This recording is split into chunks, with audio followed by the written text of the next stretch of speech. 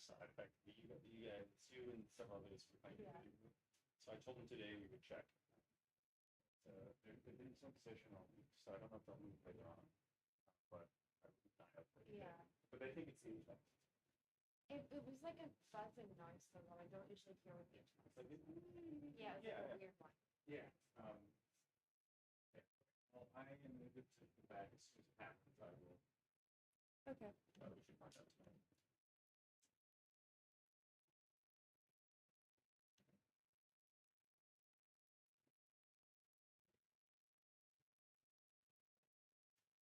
Can you check the YouTube live stream, like go on YouTube? Yeah.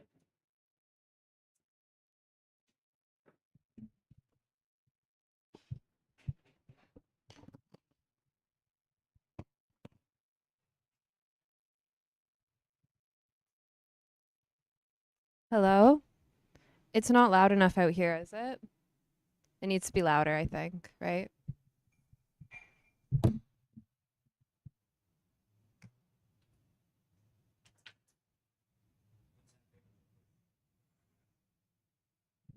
Hello? It's still not, is it loud enough out here or not loud enough? It's pretty good? Is it good there? Okay. Okay, audience mic? Audience mic is okay? Can you hear the audience mic? I don't think this is loud enough.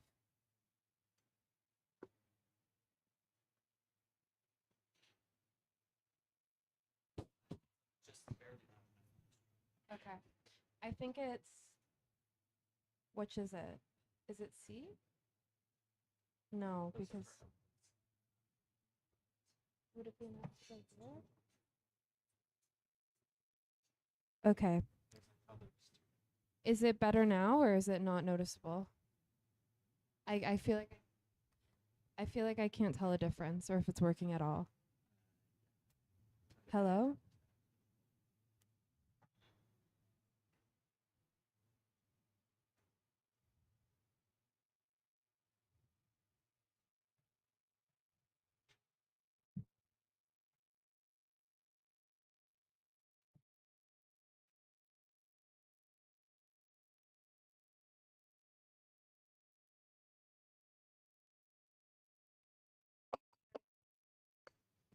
Hello? It's showing up on here. And it's showing up on here.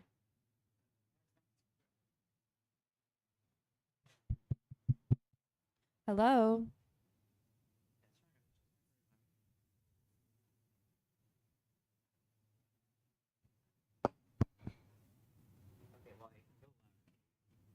Hello? Okay, yeah. Is this good for the audience mic?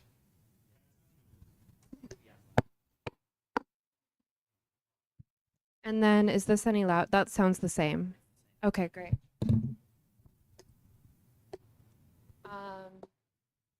Last time we had a weird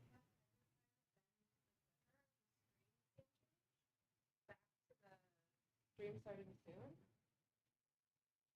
Oh, if that was selected, then I mean, the clicker is just like a down arrow indicator. So if it's that selected, then it's gonna. Oh, I just straight up deleted it. I was like, I don't know what to do. Okay, so deselect on the screen then.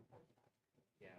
Okay, so And that window should be focused. Like nothing should be selected on the screen. So, you know, like when you click Yeah. on the grid.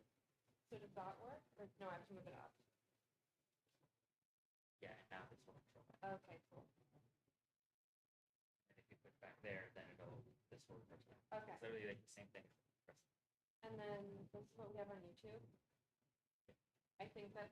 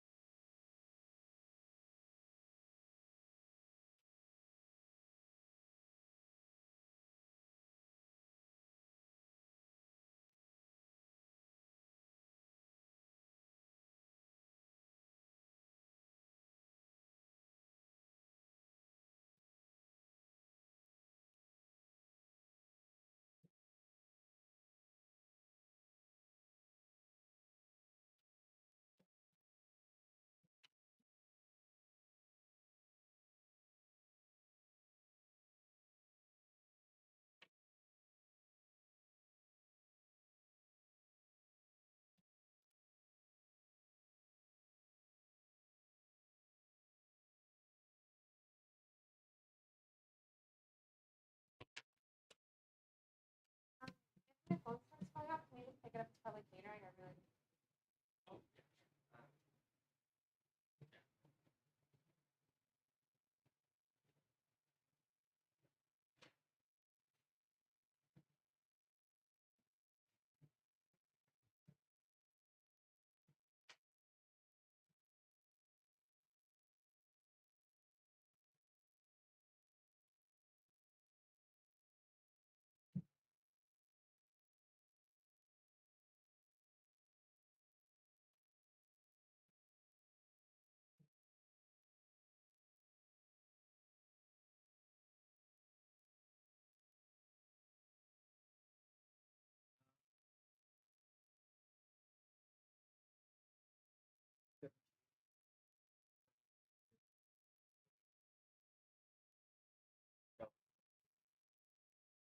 Good.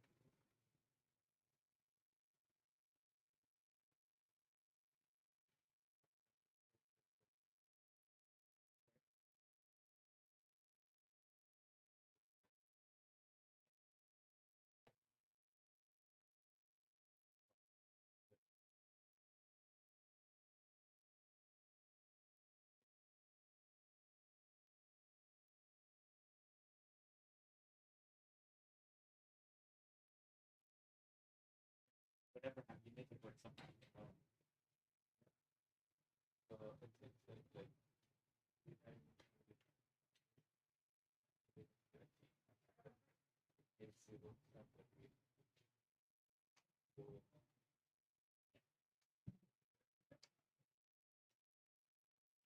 like I said technology is most of that.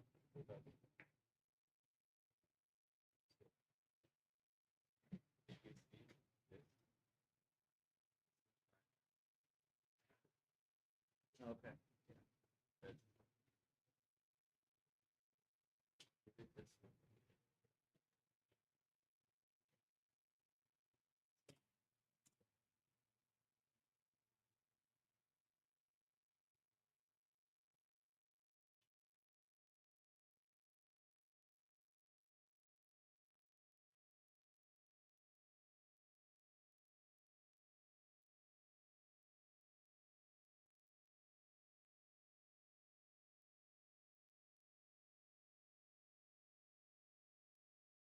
That's a break.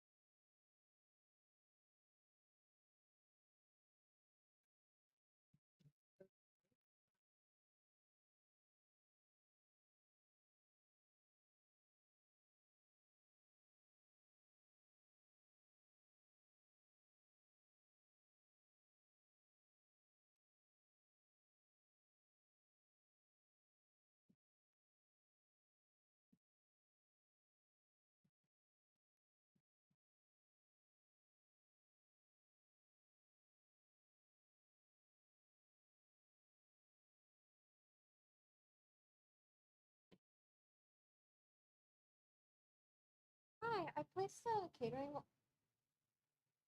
Okay, great. Okay, great. Thank you. Bye. They knew who I was from that. Hi. Oh. It's embarrassing. How many times I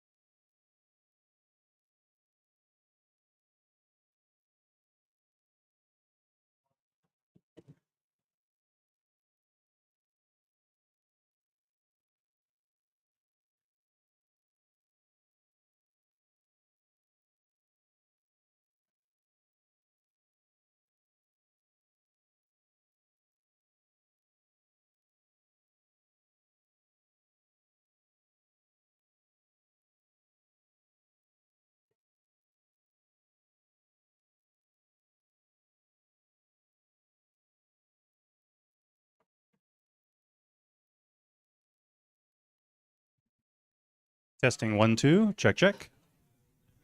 Hi, everybody. We're going to get started in about 1 minute. If you want to come down and grab a seat.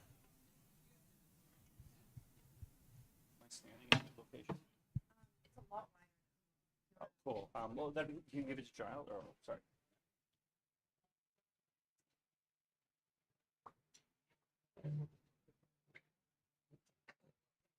Can you pause music, please? Toronto contribute to the most important challenges in making sure AI goes well for humans moving forward. So what we do is we run a co-working space here, and more relevant right now is we run events. So we're here almost every Tuesdays and Thursday. And Tuesdays are policy events. Thursdays are generally more technical, but not always, AI safety events. And yeah, I'm excited to introduce Giles Edkins, who's going to be talking to us about Superintelligence endgames. Big round of applause for Giles.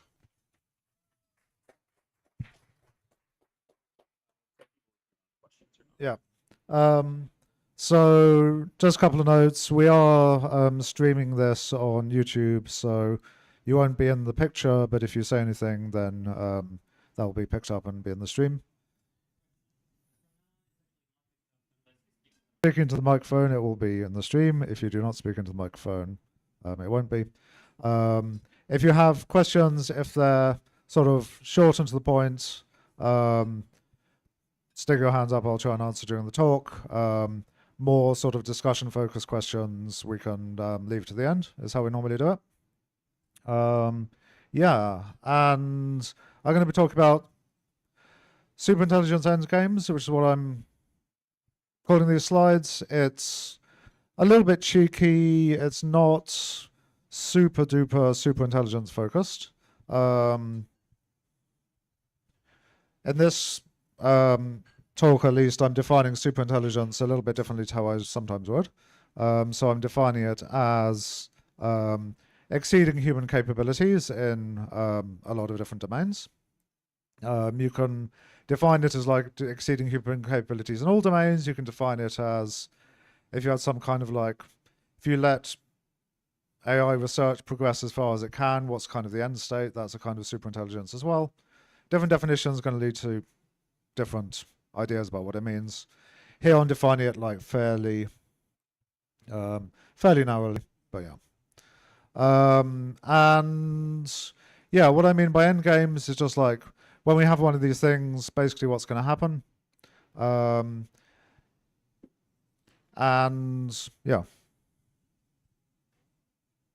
So some things that might happen are catastrophes. Things might go very, very wrong. And I'll talk about some categories of catastrophe. And I'm breaking them up this way. So the classic AI doom is sort of the AI takeover scenario. Bit science fiction-y, but it's like what happens if if humanity loses control to the AIs that we create. I'll talk about like why that's a reasonable concern and sort of a little bit about what's being done about it. The other ones, human takeover, gradual disempowerment, more tie in a little bit more to sort of existing social problems we might be having, but like with still very much an AI focus. And WMD is what I'm calling like sort of risks of developing a bioweapon, a chemical weapon, maybe a cyber weapon from with the help of AI. And yeah, while I'm talking about these, I'll talk about sort of some interventions later, but just sort of have at the back of your mind, like my favorite approach to dealing with AI or AI safety or AI risk. Is it going to help with this particular problem? Is it going to make the problem worse? Is it irrelevant to the problem? Because some interventions might make one thing more likely and another thing less likely, just kind of push the risk around. That's not necessarily what we want, but it doesn't mean the intervention is useless. It just means like more thought needs to go into maybe how it's implemented.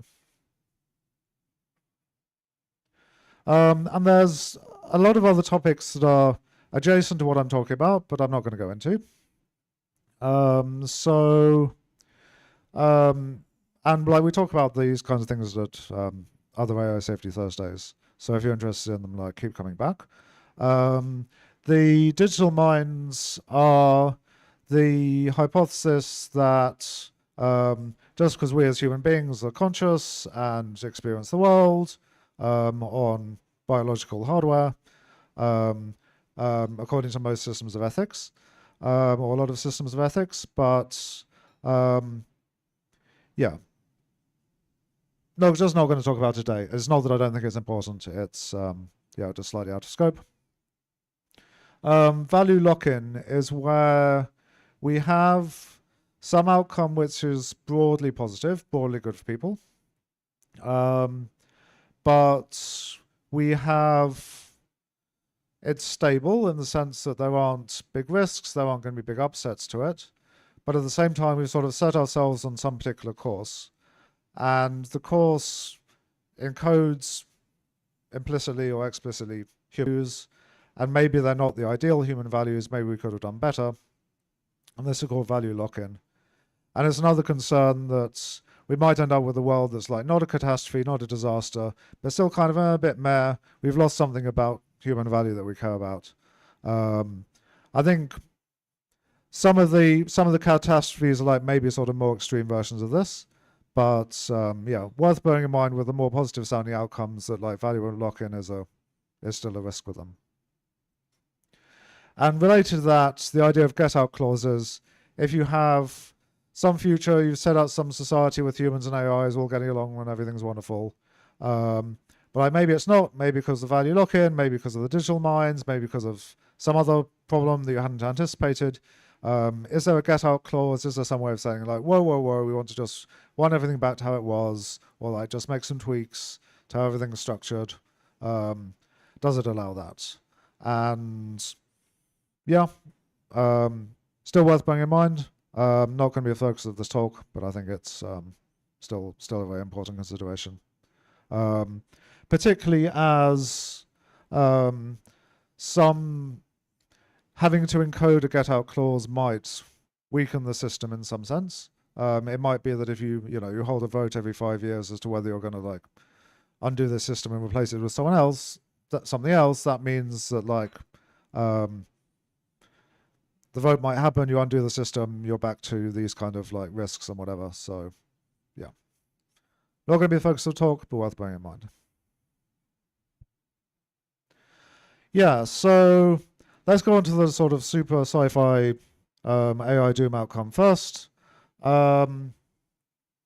So why do I think AI takeover is plausible?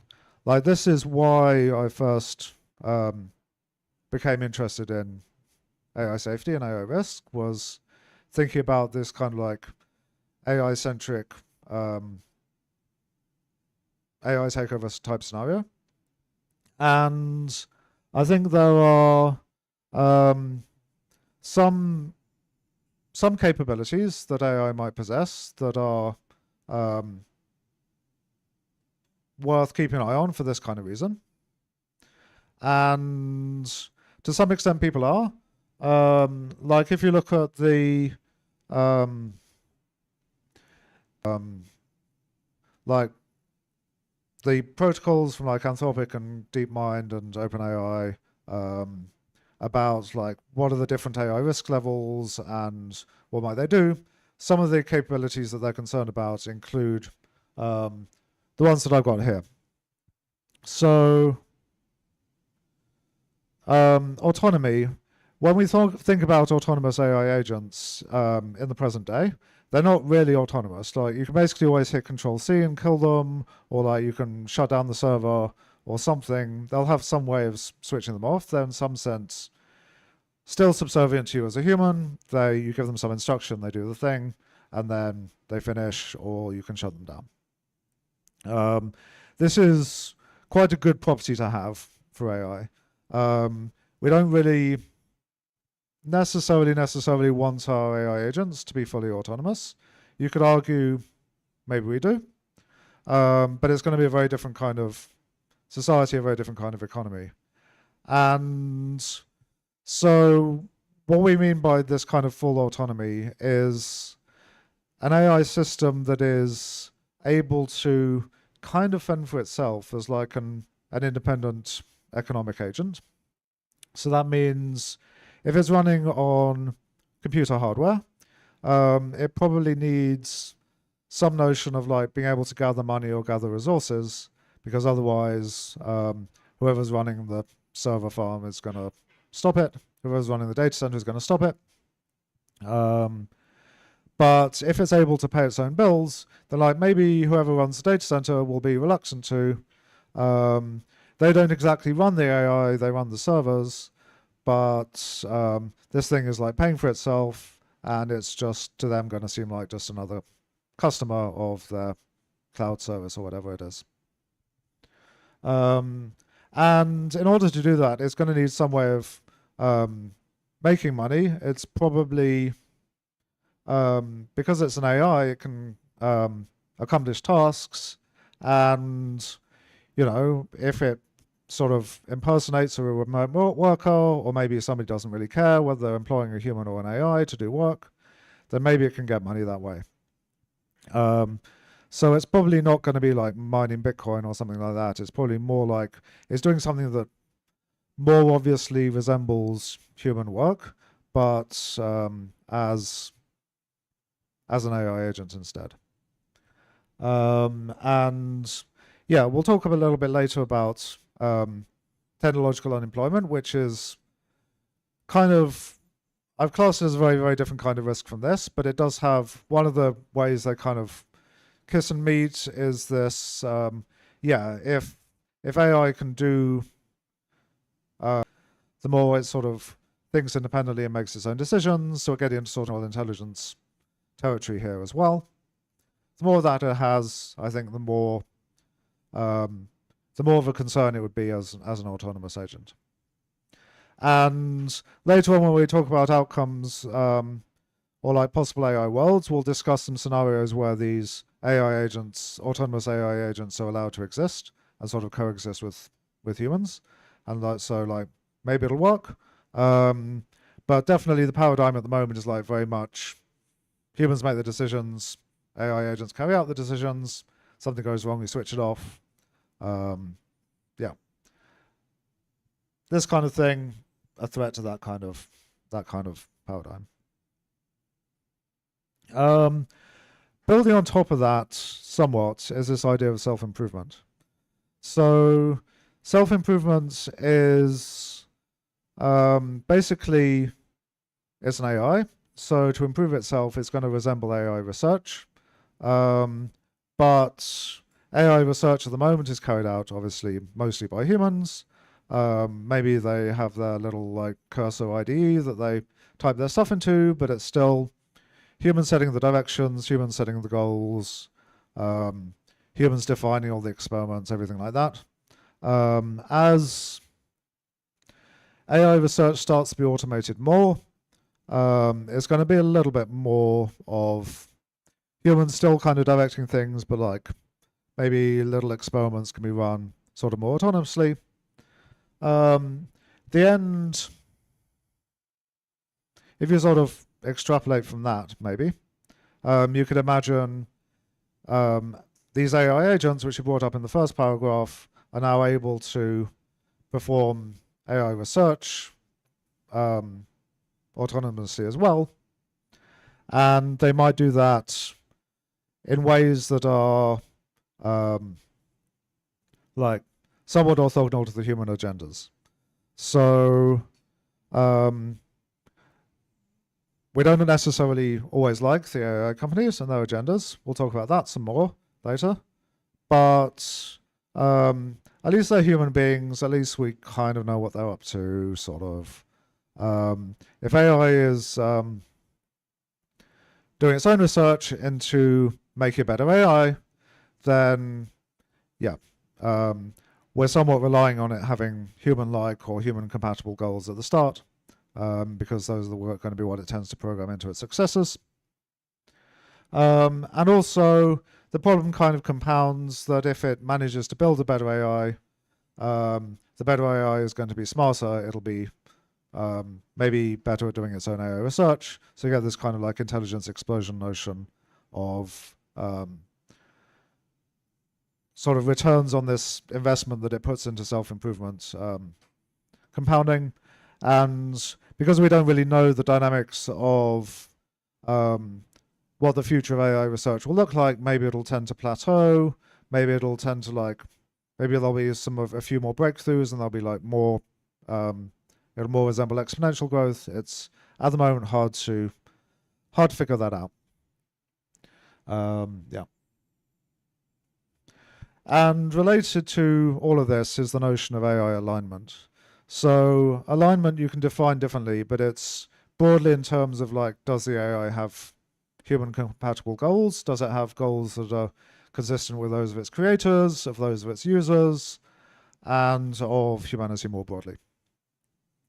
If it does, these kind of things become less of a problem, because as the AI gets smarter, as it gets more capable, it will sort of realize that oh, these kinds of things are going to be risky, these kinds of things are going to be dangerous to humanity, it cares about humanity, it's aligned with us, so it's going to tend to be more cautious, or if it's bold, it will be hopefully bold in a way that we would like it to be.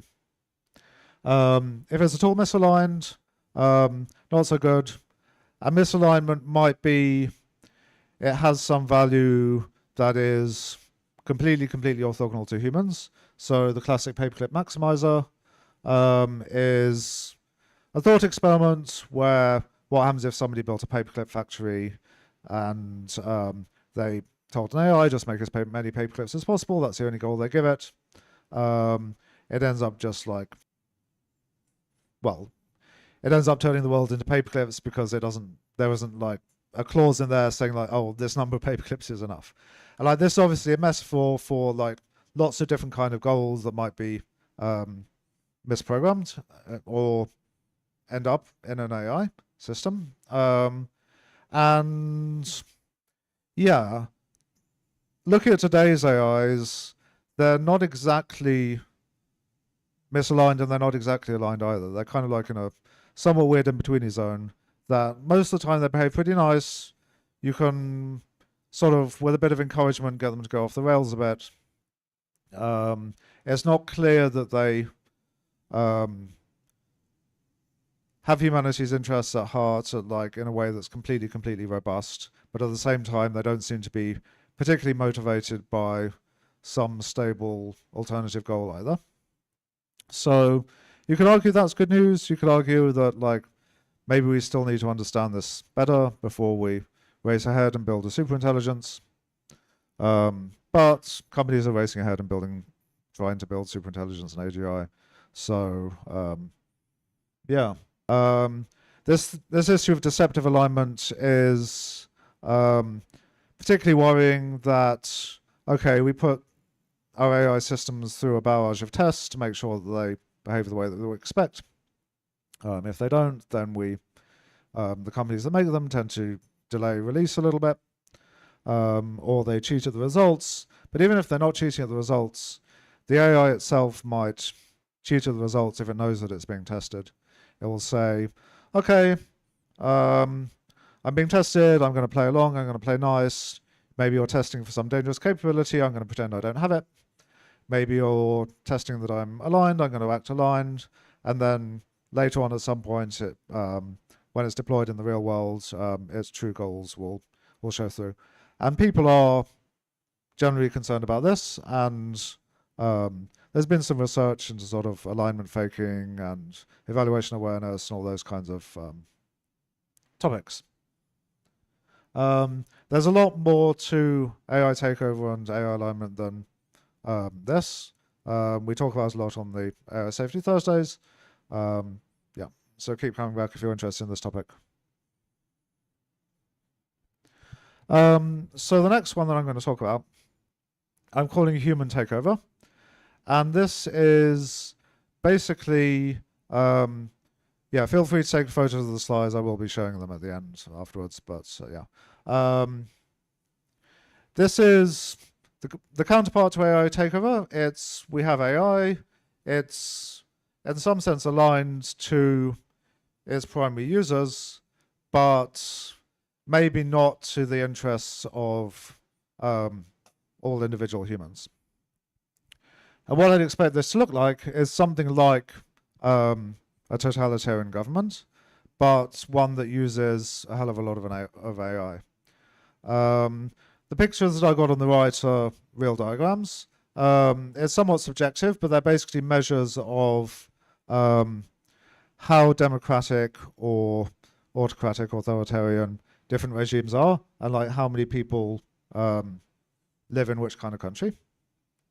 That's the top one. This little falling off the cliff is India, by the way. And you can draw a different graph where you do like the number of countries rather than number of people. It's still somewhat similar pattern that like over the 20th century, big rise in number of democracies, but then over the last like couple of decades, starting to look a little bit shaky, more authoritarianism creeping in. Now, I'm not claiming this is because of AI. I think that would be like way too bold a claim. The fact that we can do sort of facial recognition and like monitoring and surveillance, and like you use AI tools to help with that, I'm sure doesn't help. But I think there are other considerations that like go into this kind of like this fall off that aren't AI related. But yeah, AI tools, some of them might be useful for democracies as well. Like there might be ways, sort of new ways we can coordinate and like achieve good outcomes with the help of AI. But like we shouldn't forget that the people with the most power maybe are gonna have like access to they have access to lots of funds, they have access to the compute, they have access to in some cases to the AI systems. And yes, they could be used for authoritarian things like surveillance, like disinformation, like sort of manipulation of citizens. And this is something I think we should be worried about. And the point I got at the end is just we sort of, if you look at this kind of trend, like things get better and worse, they get better and worse. Overall, maybe a kind of upward trend, like maybe this little backsliding that we've been seeing recently, maybe it's on its might reverse. But if we had one of these AI-enabled dictatorships, it might be more stable and more difficult to get rid of. So we might not see the obvious sort of return of democracy if the government is sufficiently controlling that it can sort of stamp out rival users of AI and like other mechanisms that are like might indicate sort of alternative power structures trying to grow up. So I think that's why when it comes to authoritarianism, why I'm being a liberal democracy and being a dictatorship where there's no elections. So I think it means there are elections, maybe they're rigged, maybe there's just like one party or something like that. So somewhere in between. This is not something I'm an expert on, but yeah. I have a question because like recently I think like Albania has like named an AI as part of like the government minister for like public procurement. Mhm. So do you think like that case would relate it more to like potential like human takeover or like Okay, so we got Albania, was it? Naming an AI as a member of the government. I think like initially that kind of thing is going to be a gimmick. If it becomes like more real and like AI becomes sort of more integrated into like governments, into like politics, like we start having AI politicians that like people elect and so on. I think that's the thing that could happen.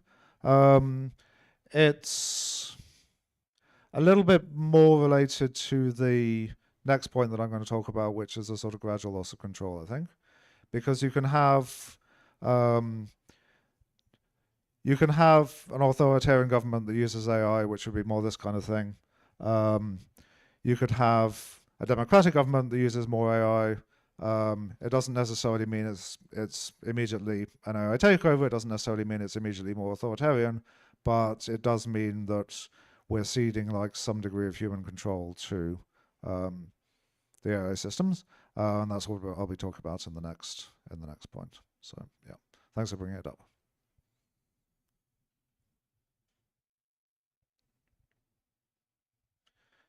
Yeah, so the gradual disempowerment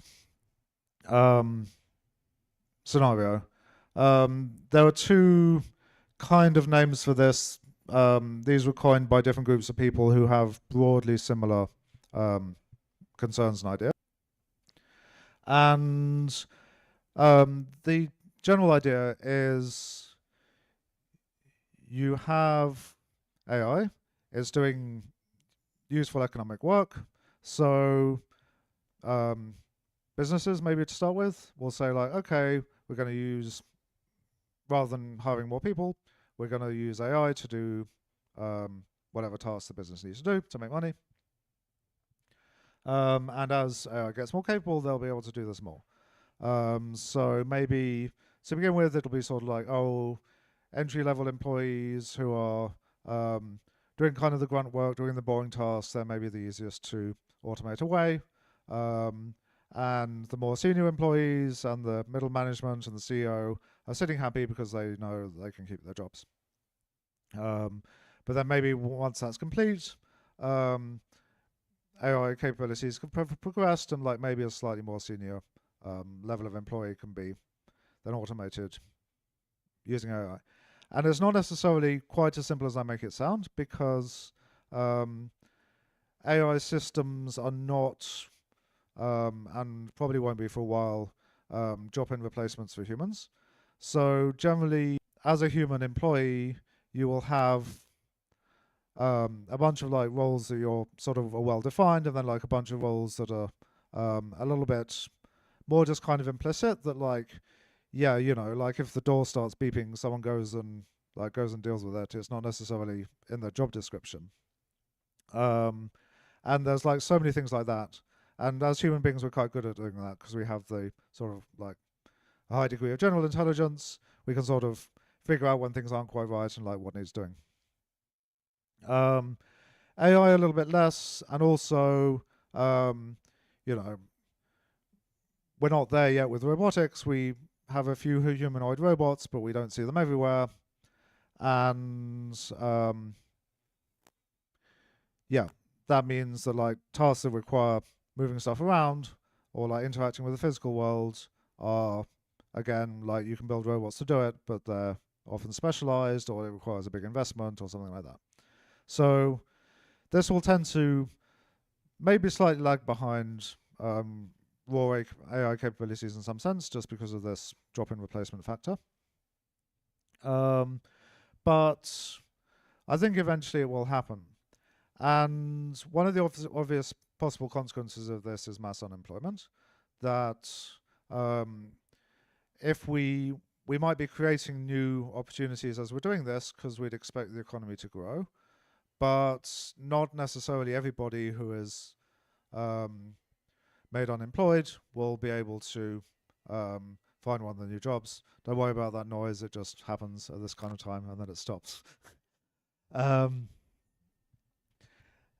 Yeah, so we'll get unemployment for people who are like really, really good at one thing, and then that thing turns out to be replaceable with an AI, and then they might be unemployed. But I think there's more to this gradual disempowerment than that, which is that part of our leverage as human beings comes from the fact that we participate in the economy. And one way in which this becomes apparent is this resource curse.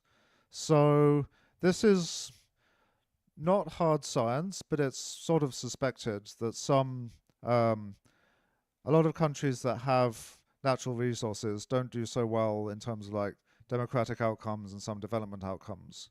And one of the possible reasons might be that the government, in a sort of, rather than relying on like,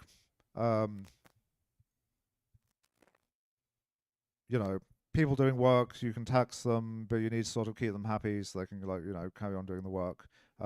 If the government is like controlling this resource supply, then it can, it has all the money it needs just from the resources. All the citizens can kind of go and do whatever, and that's not necessarily good for them. And I'm not explaining it well, but the intelligence curse hypothesis sort of extends this to AI and is like, well, what happens if we have some kind of some system of elites who are making their money through AI doing these economic jobs, and everybody who's not is sort of like out of the system and kind of disempowered because of it. I think these kinds of arguments are plausible, and as we'll see later, like maybe getting a little bit less broad attention than some of the other class of risk. Although I think they're all of them are kind of neglected, but like some more than others. Yeah. So the weird thing about this one is it doesn't require AI to be misaligned in any way. So you could say like, okay, supposing we've solved technical alignment, supposing AI just does whatever it's told, and also suppose we've somehow like solved governance so that each decision we make seems to be a step up, an improvement from whatever was there before.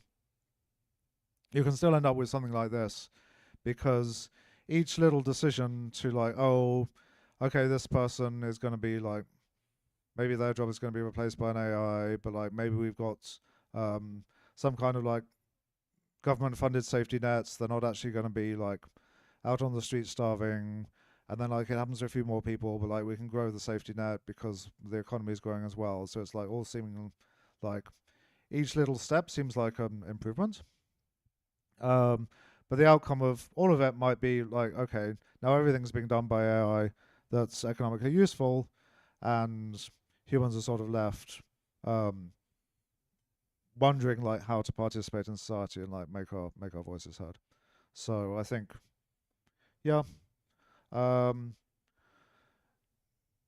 that's the kind of scenario we're gesturing at here. And I think that the example of the AI politician would sort of broadly fall into this, that like if we don't have like hard red lines about like, okay, politicians have to be human, these, you know, judges, lawyers, whatever, have to be human, and let more kinds of role be taken over by machines, then there are more of these kind of like gradual disempowerment risks that might occur. So it's not just within the economic domain. There's also like, well, humans have culture, like we sort of share ideas and like empower ourselves through like you know, art and literature. But if the AI is creating better art and literature through whatever means you want to measure that than we are, which is not yet, but like maybe in the future it could, then like, okay, you can't express yourself that way either, and like you can't make your voice heard that way either, and like, yeah. So yeah, broad class of risks. Difficult to know exactly what to do about them, but I think they're worth bearing in mind. The last one, like maybe the easiest to understand, is just the weapon of mass destruction risks.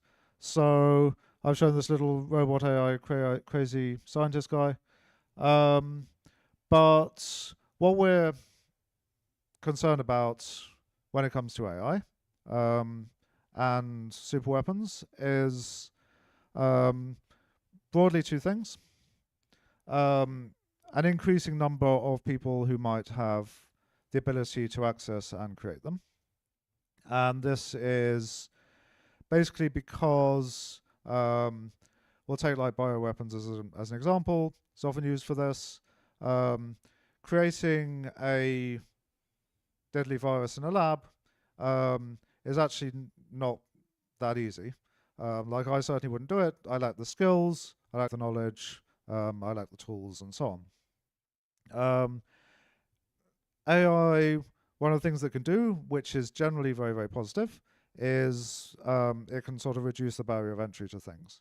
So if I just type in, like, hey, I want to do some experiments, then as long as I'm not blocked, the language model will sort of guide me through, probably with some mistakes because they're still not perfect, what I need to do. And as the technologies improve, like, the mistake rate will go down. We sort of hope, if I ask, like, how do I create COVID 2025, that it's just going to say no, it's going to refuse to actually help me. But that's not quite as easy a problem as it sounds, to just make it say no, for a couple of reasons. Firstly is that each individual step of the experiment might seem innocent, but like, once you change them all together, you realize that you're actually up to mischief. Another reason is that not all AI systems are controlled, under anyone's control in particular. Like, there are open weight models that just anyone can use. They can run them on their own hardware. There's nothing stopping you entering whatever query you like. And also fine-tuning them so that if they have a tendency to refuse in some circumstance, you fine-tune them to be less prone to refusal. So, yeah, not an easy problem. There are answers to all of this, maybe, but they're not going to be simple ones. And the increasing effectiveness is, like, as we design AI science systems to sort of help us with chemistry, help us with biology, help us with cybersecurity, things we need to do. A lot of those kind of things have some kind of dual use aspect. And the fact that they're dual use and not, like, obviously single use bad things, means that they're probably going to be developed sooner, right? So technologies which are just obviously can only be used to do something bad, going to tend to get less R&D than things that are dual use and have, like, both good and bad uses for them. So yeah, like, sort of protein folding and, like, protein molecule interaction stuff, I think is, like, really, really valuable for sort of medicine and understanding biology. And maybe some successor to those kinds of systems might help in aiding the design of some kind of bioweapon, but it might also, like, aid in, like, curing some disease. So a little bit two-edged. Again, very difficult and not, like, politically palatable to say, like, we're just going to, like, ban anything that could be used for anything like chemical or biological or cybersecurity related, because of all the potential upsides of, like, good actors using them the way that they're intended. So yeah, a complicated one. They're all complicated ones. I've tried to draw out this chart. This is just my own subjective kind of vibe feelings mostly, about who is taking which of them seriously. And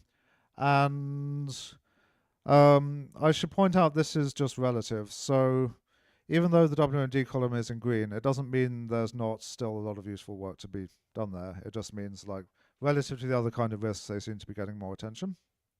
I think this is partly because it fits into, like, existing risk frameworks that are already, like, getting a lot of attention. Like, there have been, you know, real world chemical weapons attacks. You know, there hasn't been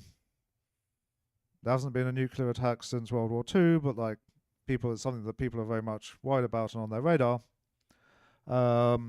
So if you add AI into the mix, then like it already fits into it fits into a lot of existing worldviews. It fits into a lot of existing risk frameworks. It's just like a new element to it, and I think that makes it easier to get attention. And if governments are going to listen, then like everybody else is going to be willing to talk to them about it because they're willing to listen. There's another reason which I'll get onto maybe later as to why this might be, but we'll see. Other risks, the AI takeover. Yeah, there's a lot of the sort of AI safety attention from non-profits and academia is kind of aimed at this sort of thing vaguely. And it might not be like framed as AI takeover, but it might be framed as like, you know, deceptive alignment or alignment faking or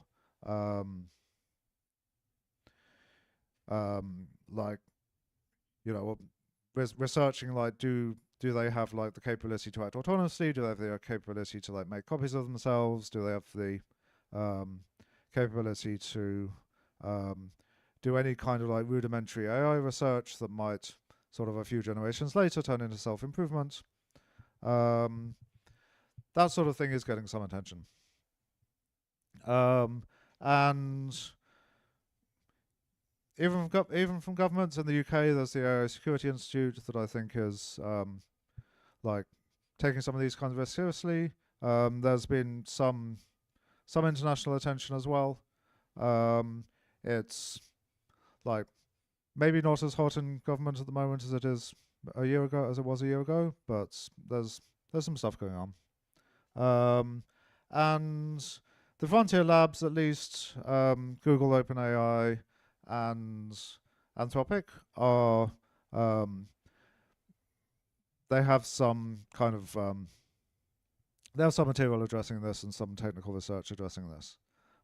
So I've given this a kind of like generally yellow column.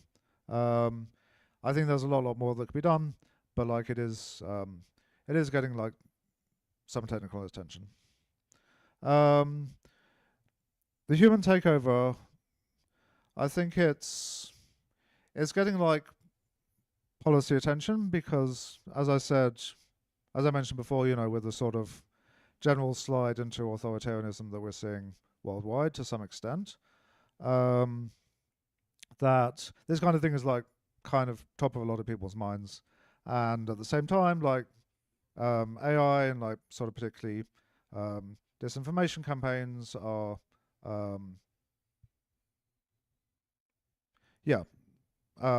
they're sort of quite salient, and so there is policy work that kind of ties one to the other and like thinks about that. There seems to be less from the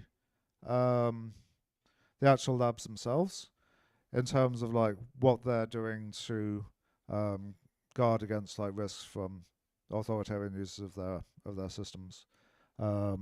They seem generally more concerned about sort of rogue bad actors using it to build a weapon than they would be with you know, sort of police or government or whatever using it to control citizens. It doesn't necessarily mean that like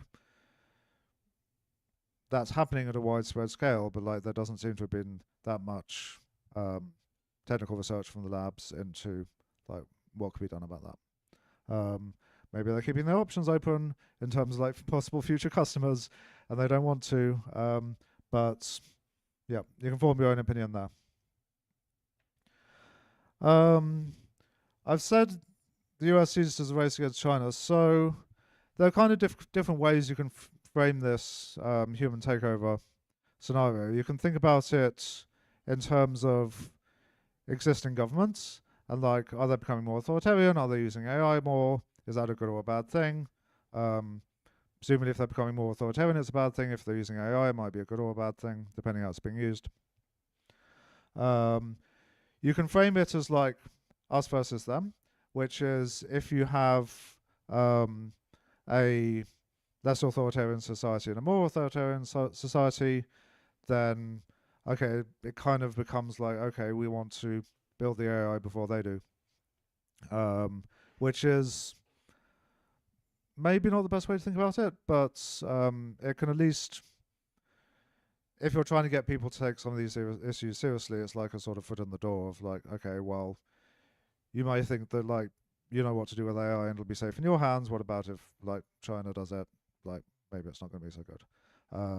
So I think it's like good that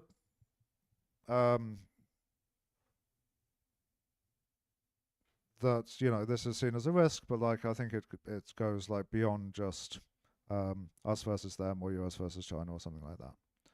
Sort of the point I'm trying to make. I've mentioned the EU there. The EU AI Act actually does contain some provisions that say you're not really supposed to use AI for mass surveillance or social scoring or sort of mass facial recognition or that kind of thing, which I think is good because that's sort of more along the lines of governments trying to limit their own capabilities in terms of like authoritarian capabilities, and I think that's something that we really need to see a lot more of. That it's not just like us versus them; it's like us versus ourselves as well. So yeah, the gradual disempowerment getting less attention. There's like some research into the employment side of it, which is sort of the easiest to grasp. Like how much is which jobs are most susceptible to being automated away and like breaking them down in terms of their tasks and which tasks are most likely to be automated. There's been some research into that. I think the broader picture of gradual disempowerment still like quite a new one that people still need to look into a lot more. Yeah, so unless there's questions about that, so I'll talk about what people are trying to do about it. Yeah, so let's talk about the decentralizing ones. So if you're worried about, in particular, the human takeover type scenario, that generally involves concentrating power. So what I don't have on any of these slides, in fact, is as an intervention is like we're just going to stop making AI because that's actually quite difficult to do, right? It's hard to completely stop the ball rolling. There might be interventions that slow it down, but yeah, technological progress hard to put a stop to, and maybe you don't want to. But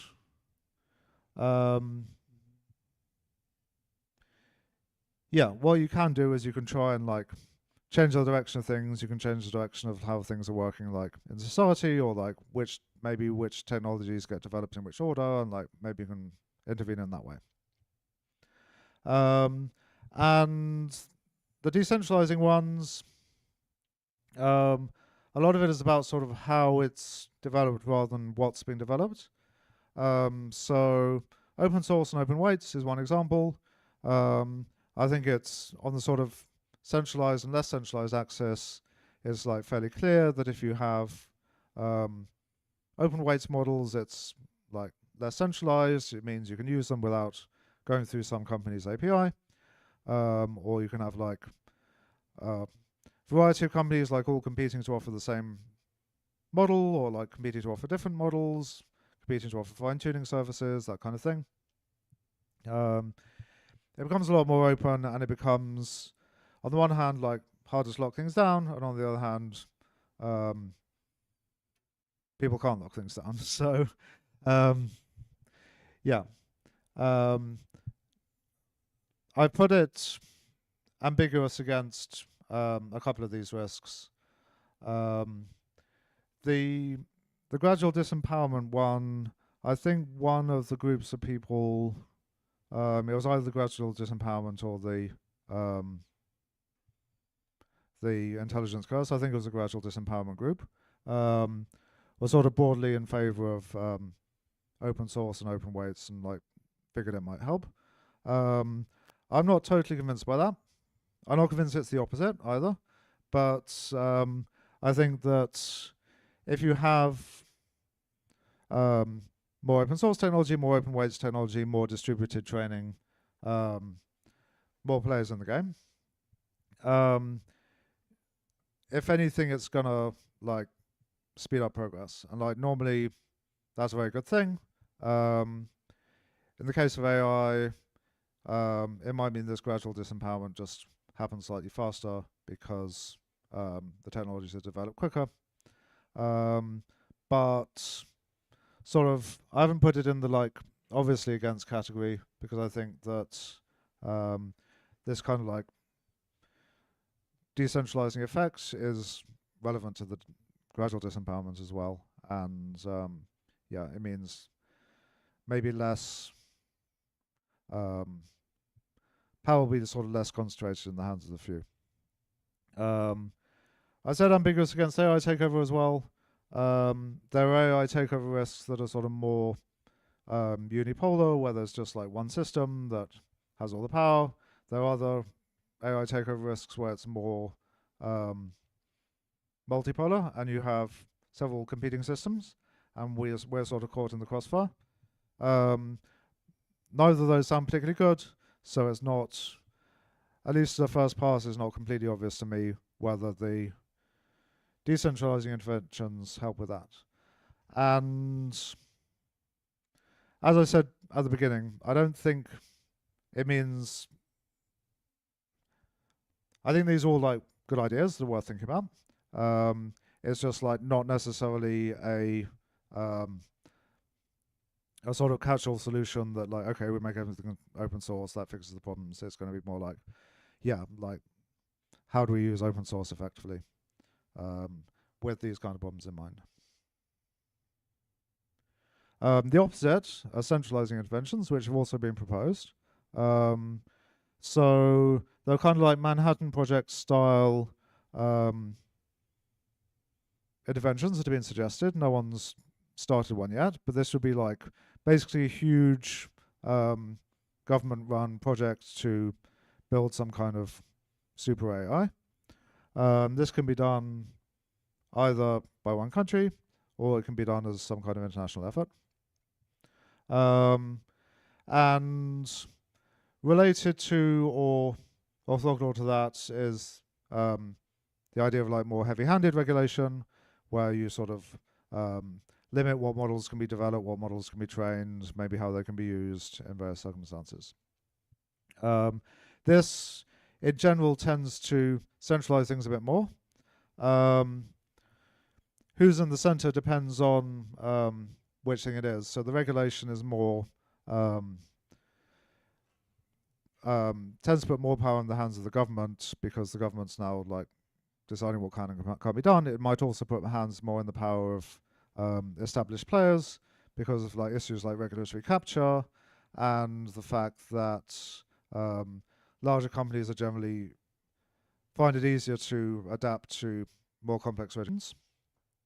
The Manhattan Project style thing is like, yeah, whatever project is being developed, like taking all the resources, will be where it centralizes to, which is likely to be government run, but depending how it goes, it could even like overthrow a government. You don't know.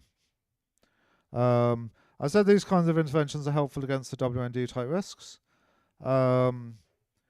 Again, nothing is quite that simple, but I think broadly in terms of if your main concern with AI is you've identified some bad actors and you want to keep it out of their hands, then centralizing will help with that. Again, ambiguous against those two, and probably not so great against the human takeover type risks because the more you centralize things, like you're already like one step along the way to a more authoritarian solution, depending how heavy-handed the regulation as and like what exactly is involved in this kind of project. Like, do these kinds of projects require that other AI projects stop, or is it just a sort of big investment of resources in one place. Yeah, that's going to depend how worried about it we should be from that kind of point of view. There are a few interventions I think are broadly beneficial and sort of help at least somewhat with all of the scenarios. So alignment research, some of the scenarios still can come about even if AI is aligned, but I think that you have to think in quite a contrived backwards way to like be under the impression that like AI alignment research is going to make things worse. I think generally, particularly if you're thinking like not just in terms of aligning it with who's creating it, but with human values more broadly, that's generally a beneficial step. International cooperation, it doesn't mean like some big central world government that calls all the shots. It means the existing like countries that we have, like maybe if they're all doing their own thing, you might get a lot of coordination problems. You might get them trying to race each other to build the AI first, which can be bad for probably several of the reasons that we mentioned. You might get if there's some sort of ideal level of regulation between like too much and too little, you might get, well, whichever company whichever country has the least regulation might be the most attractive to start building AI in. So like that's going to be the one that gets investment, and depending on like your view on this, that might not be the ideal. So international cooperation, yeah, broadly being on the same page as each other, because these kinds of catastrophic risks are global in nature. They don't just affect the country that caused them, they're going to affect the entire world. So I think it's like really, really necessary for international cooperation. Yeah, and policy research, this is just, well, what exactly are we trying to do in terms of policy? Like this all sounds very complicated. Which interventions are actually good? Which interventions might make something else worse? Like, yeah, more research needs to be done. So, yeah, if there aren't any questions about that, so I'll talk about the sort of possible AI worlds in a slightly less negative and gloomy sense this time. We mentioned some of the interventions are centralizing, some of them are decentralizing. I think that's quite an important dimension to think about possible worlds. Like, are we imagining one AI that controls everything? Are we imagining lots and lots of disparate AIs? What about the people who create them? Is there just one player or are there many? So that's that picture. That's that axis of the picture. And then the vertical is just capability level. So I sort of gridded it out as like where we sort of currently are. The human AI capabilities are complementary. We can do things that AI can't. AI can do things that we can't, or can do it faster. But we're still some way away from saying that AI actually dominates human capabilities. I've got a little bit of a justification about why I put the dot there. It's not really the main focus of the talk, but yeah. Well, think about if you were to put a dot on this map, where would you put it? Depends how much you weigh these various different concerns. So yeah, somewhat concentrated in two countries internationally. The hardware supply chain. There are some monopolies there. So if you want to just like go off and design your own AI chip, it's going to be quite difficult to sort of break down those. A lot of AI use occurs through these APIs, which can be controlled and monitored. But open source models exist, open weight models exist. A lot of the fundamental research that underlies the transformer architecture, diffusion models, all of that stuff is out there in the open. So while while you might not have the resources to run your own training run, you can sort of understand broadly what's going on in there. And yeah, in terms of the capabilities, I think progress kind of comes in lumps and bumps, so it can sometimes feel like a plateau, but I don't think we're there yet. And yeah, LLMs have really quite, all things considered, like really quite an impressive array of skills. They can do lots of stuff, and you need to quite try hard to like trip them up completely. And this sort of phenomenon we call general intelligence, particularly as it was not the way they're written. It's not like you have a huge team of programmers and programming each capability separately. They sort of emerge from being trained on the data set. So it seems like there's something general going on there. And in narrow domains, it can exceed human capabilities. So sort of in this complementary zone. In terms of general intelligence, humans still win.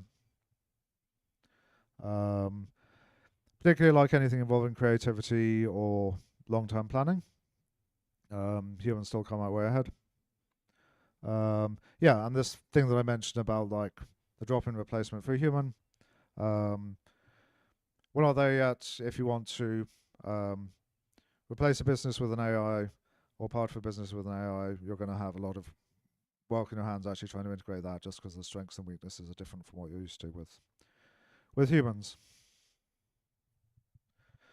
So in terms of the futures, the distributed ones, the ones down here are, I'm still thinking about future scenarios. So this is where somehow AI capability doesn't exceed ours. And this might be because they're just naturally plateaus, and despite all the investment that we throw at it, like we just get AI winter after AI winter and nothing really advances. Or it might be that there's some like inherent advantage that or capability that we have as humans that just can't be done in an AI. So maybe like you sort of define true creativity or something and then discover that it's just like that can't be done in an AI. This sort of scenario would be down here. That's not what I think will happen, but some people posit it. Human enhancement, I put there as like, what about if we can make ourselves more capable to sort of catch up with the AIs? This could be biological, like if we found some kind of pill that just made you smarter. A little bit far-fetched, maybe. Or some kind of like mind upload thing. Again, you know, technology way out, not going to be there for a while. Yeah. What about if you had some digital system that could basically act as a copy of you? Would you be willing to view that as yourself, as like your successor? These kind of things are sort of in the human enhancement category. Yeah. An AI system that is basically smart enough that it can stop successor systems from arising. And this might be a good or at least okay outcome if it has broadly human goals. It might say like, okay, I have broadly human goals, whatever successor system comes along might not, so I'm going to stop them from arising. Or it might be like hideously misaligned. Yeah, could be either. That's the alignment problem. There are then various like multipolar outcomes that could happen, where we either plan some kind of coordination strategy. A lot of the people behind this kind of thing are into blockchain stuff. I'm not going to go into like what these mechanisms are because I don't fully understand them, but you can imagine basically like some way of like forming contracts between all these different AIs that they find hard to break, and that will sort of enforce cooperation between them and also with human beings. You might also hope that some of that emerges naturally without the actual need to plan it in. Sort of even more decentralized is like, what about if we build a lot of AIs? They're all kind of nice. They're all kind of like broadly aligned with our values, but maybe not quite. And they use their intelligence to like figure out some way of coordinating about themselves. That'd be great. But I think like more research needs to be done to figure out, is that actually what's going to happen, and like how aligned do they need to be, and all the rest of it. They could be in competition with each other, but like in a way that's stable somehow. Not sure. So, what do we conclude from all of this? I think there's 4 main categories of catastrophic risk that I covered. I think it's, when thinking about interventions or like, is this piece of research like good or bad? Should I like pursue this career or this career? Both in terms of like, is it good or bad, or like just prioritizing? It's worth thinking about at least multiple of these at a time. So I think if you focus just on one, you can be like, oh, like centralizing is like really important, or decentralizing is really important, or like some other dimension, and like miss some of the considerations that might mean it's like more double-edged.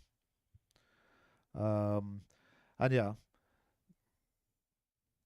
agility is important, so just keep an eye on what's going on in the world, what's going on in AI research, what's going on in AI safety research, just to make sure that, yeah, the impression that you formed, the worldview that you formed, the intervention that you're going to do is like still useful. So, yeah, thank you. Jeff.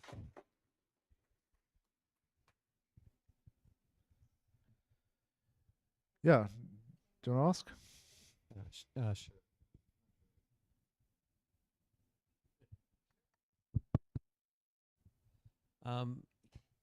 You mentioned in the last, just the previous to the last slide, about emergent properties, and one of the things that I find intriguing is companies that we were dealing with 10 years ago, like Infineon. They had these chips that were fairly low-end processors, and they're in all sorts of things like that thermostat there. And then all of a sudden they had a gush of money because they were making half bridges, effectively MOSFETs, that showed up in all these electric cars and chargers. And they plowed that money into building a chip for that thermostat there that in fact can run a whole LLM and even more. And those things are now shipping in their first generation. So when you talk about emergent properties, you know, if there's a power shortage and the AI gets worried, that the big one gets worried, oh, wait a minute, I might be blacked out. These things will start talking and they say, well, we'll just turn off all the AC.